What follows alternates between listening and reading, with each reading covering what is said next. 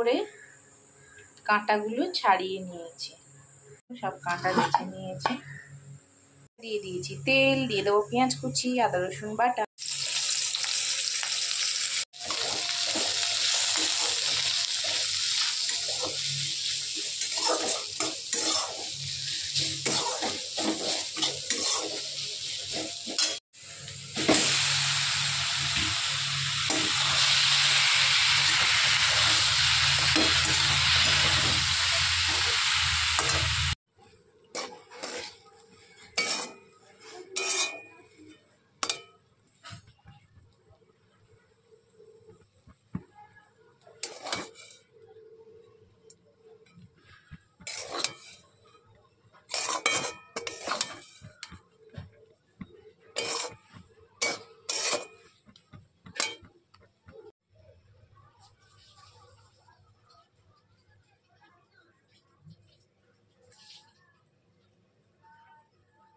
মাছের ঝুড়ি তৈরি। কে কে খেতে ভালোবাসো অবশ্যই কমেন্ট করে জানিও বন্ধুরা, কেমন হয়েছে। দারুণ কালারটা হয়েছে, খেতেও দারুণ হয়েছে।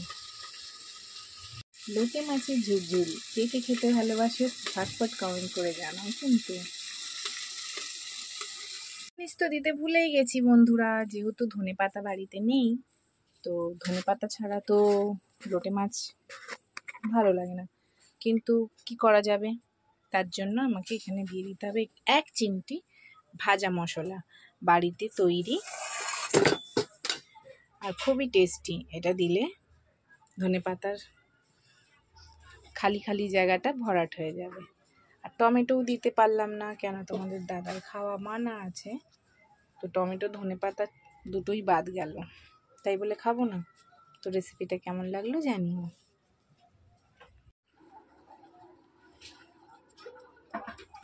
কালারটা কিন্তু দারুণ হয়েছে,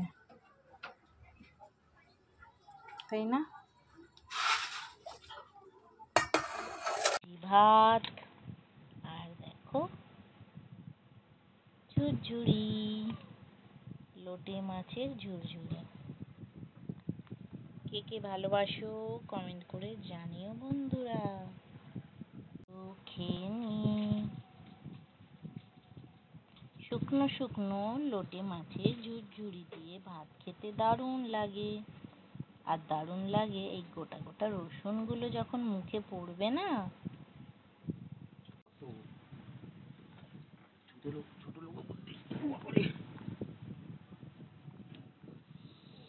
চলো খাই।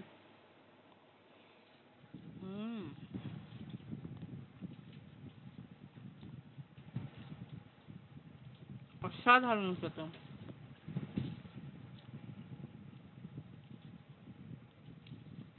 ধনেপাতা আর টমেটো দিলে আরো ভালো হয়, বাট রসুন দিয়েও ভালো হয়েছে, ট্রাই করুন। রসুন লাগা তোমার জন্য টমেটো আর ধনেপাতা তো নেই, টমেটো ছাড়াই করেছি। কেমন হয়েছে বলো। ওকে।